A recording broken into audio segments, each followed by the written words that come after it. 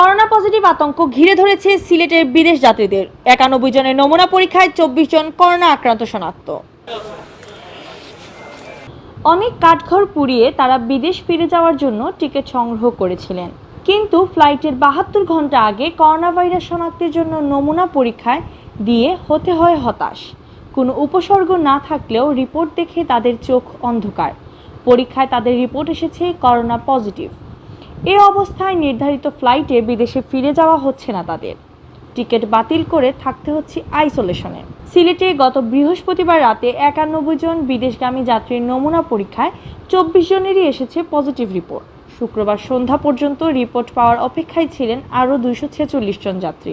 Civil surgeon office সূত্র জানায়, যেসব যাত্রীর ফ্লাইট 26 জুলাই তাদের নমুনা সংগ্রহ করা হয় 22 জুলাই। ওই দিন সংগ্রহ করা হয় 169 জন যাত্রীর নমুনা। এদের মধ্যে বৃহস্পতিবার রাতে উসমানী মেডিকেল কলেজের ল্যাবে পরীক্ষা করা হয় 91 জনের নমুনা। এর মধ্যে পজিটিভ রিপোর্ট আসে 24 জনের। এছাড়া বৃহস্পতিবার 89 জন ও শুক্রবার আরও 79 জনের নমুনা সংগ্রহ করে উসমানী মেডিকেল কলেজের ল্যাবে পরীক্ষার জন্য পাঠানো হয়। বিদেশ যাত্রীদের নমুনা পরীক্ষার জন্য সিভিল সার্জন অফিস ও আবুল মাল আব্দুল মুহিত ক্রিয়া কমপ্লেক্স বুথ স্থাপন করা হয়েছে। সিভিল সার্জন অফিসের বুথ থেকে নাম নিবন্ধন ও রিপোর্ট প্রদানের কাজ করা হচ্ছে, আর ক্রিয়া কমপ্লেক্সের বুথ থেকে হচ্ছে নমুনা সংগ্রহ। সিলেট নগরীর কুমারপাড়ার এক নারীর 26 জুলাই যুক্তরাজ্যে ফিরে যাওয়ার কথা ছিল, কিন্তু নমুনা পরীক্ষায় তার রিপোর্ট এসেছে পজিটিভ। ওই নারী যাত্রী জানান, তার মধ্যে করোনার কোনো উপসর্গ নেই। নমুনা পরীক্ষায় না দিলে তিনি জানতেনই না তিনি করোনা আক্রান্ত। তিনি আরও জানান, অনেক কাঠঘর পুড়িয়ে তিনি যুক্তরাজ্যে ফিরে যাওয়ার জন্য বিমানের টিকিট সংগ্রহ করেছিলেন। এখন টিকিট বাতিল করতে হয়েছে।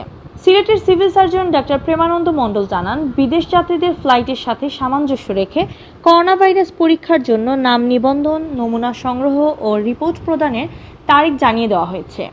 সে অনুযায়ী বিদেশ যাত্রীরা এসে নাম নিবন্ধন করে নমুনা দিয়ে যাচ্ছেন।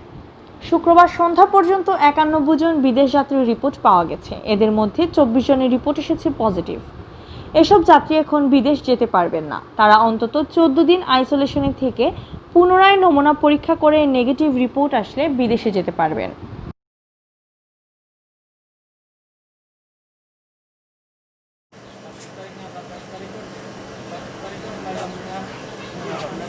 উসমানী তো আমি অলরেডি করছি তো।